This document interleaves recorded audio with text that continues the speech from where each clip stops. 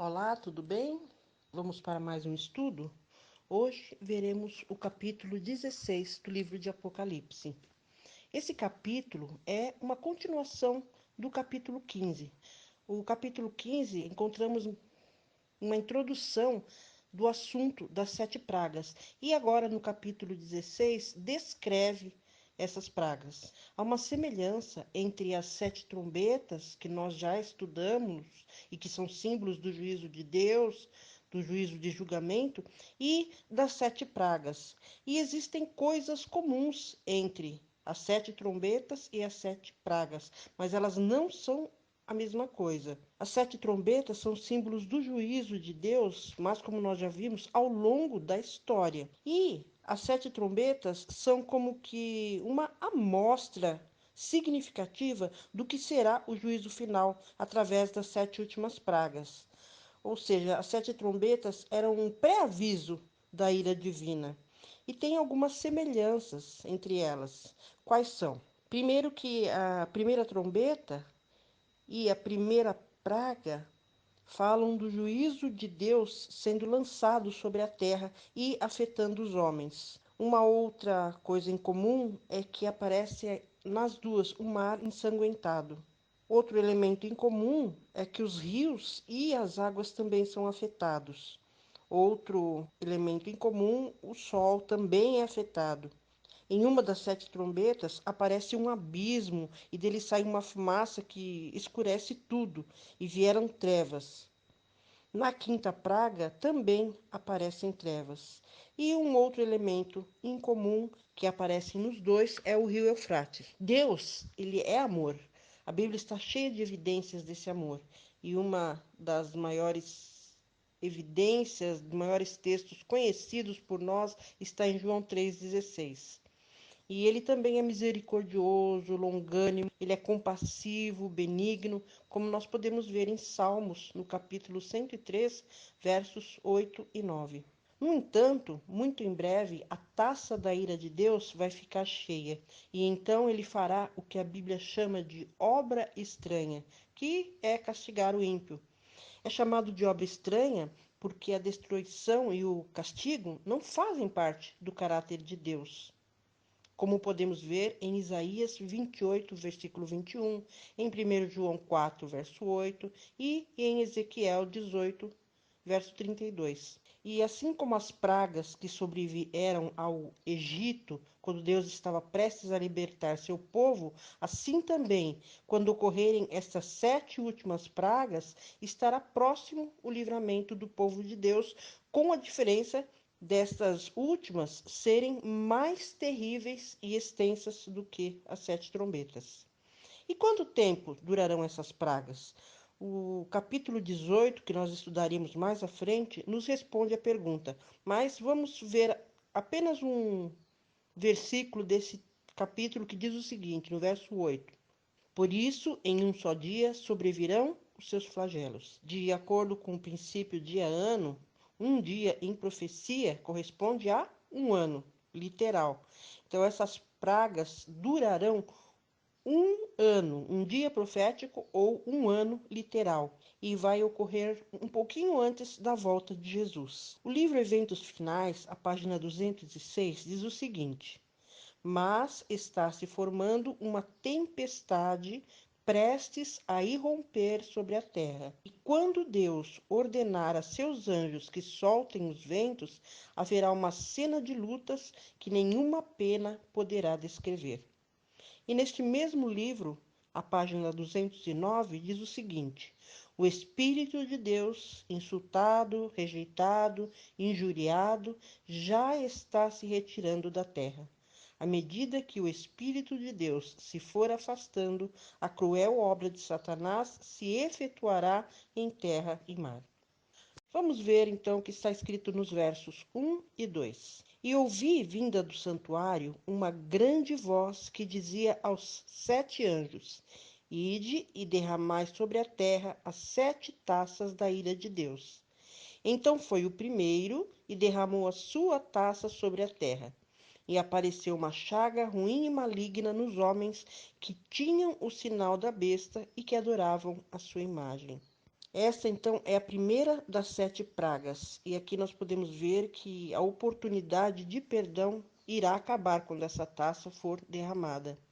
Anteriormente, Deus deu uma série de advertências aos homens para não aceitar a marca da besta.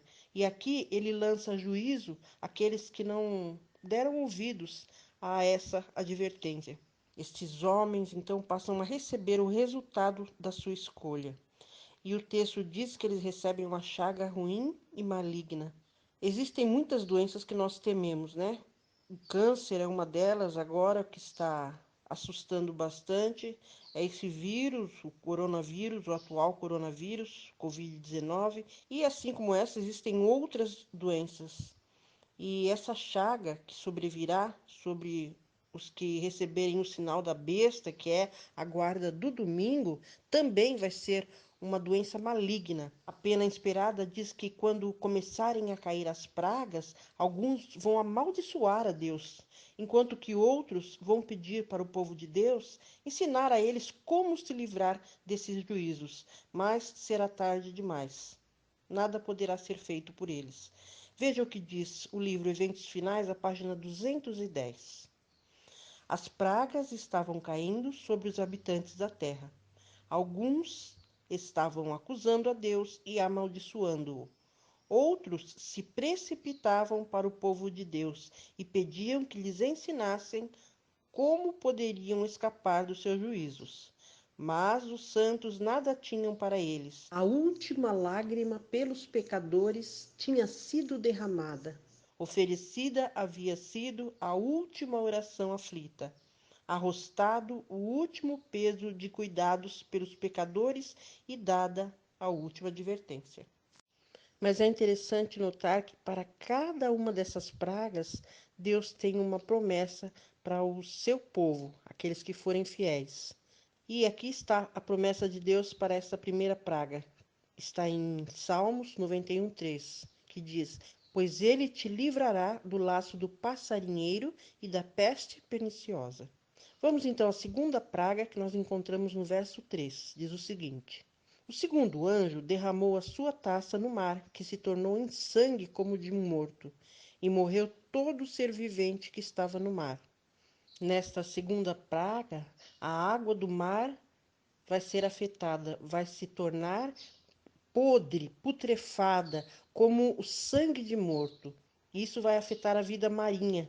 E quando o oceano é afetado, se torna um lugar de morte. Os habitantes de todos os países do mundo também são afetados.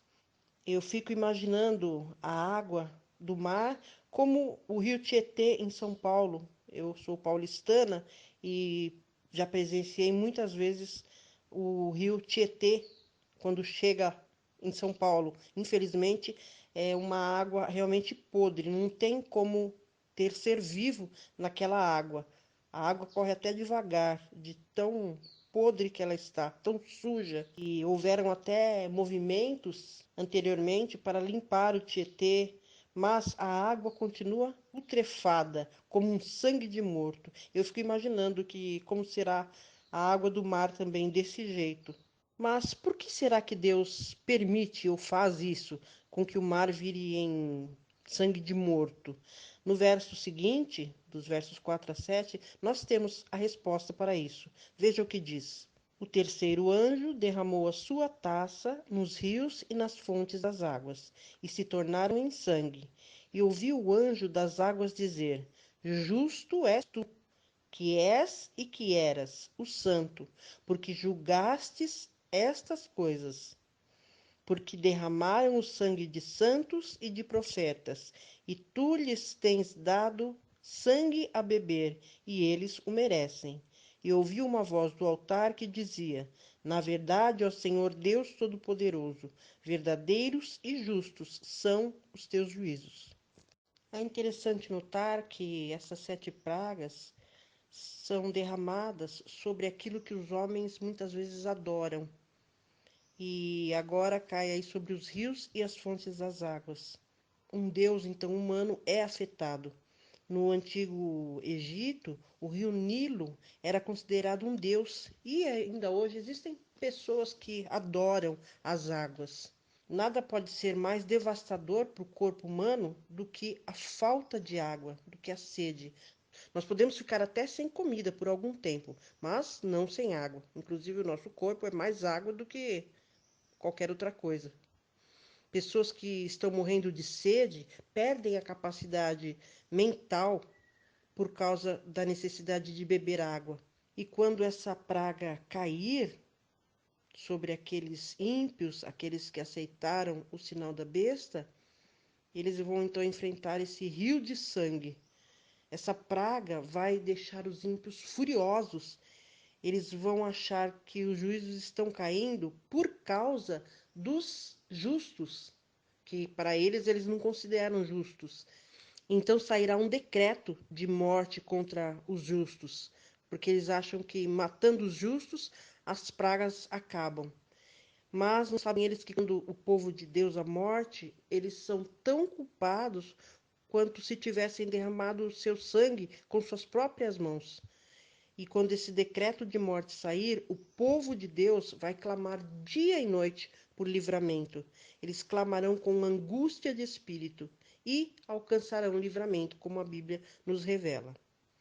Assim como nas outras duas pragas, essa também tem uma promessa para o justo. Nós podemos encontrar lá em Isaías, no capítulo 33, verso 16, que diz o seguinte: Este habitará nas alturas, as fortalezas das rochas serão seu alto refúgio, dar-se-lhe-á o seu pão, as suas águas serão certas. Deus nos promete aí, então, que Ele vai nos sustentar, nos manter, vai nos dar a água e o pão, para que nós não morramos de inanição. E também em Isaías 41, verso 17, diz: Os pobres e necessitados buscam água e não há, e a sua língua se seca de sede. Mas eu, o Senhor, os ouvirei. Eu, o Deus de Israel, não os desampararei. Então há uma promessa de Deus para que essas pragas todas, e essa inclusive, não caia sobre o justo, apenas sobre os ímpios. No verso 8 e também no 9, nós encontramos a quarta praga. Diz o seguinte: O quarto anjo derramou a sua taça sobre o sol, e foi-lhe permitido que abrasasse os homens com fogo. E os homens foram abrasados com grande calor, e blasfemaram o nome de Deus, que tem poder sobre estas pragas, e não se arrependeram para lhe darem glória.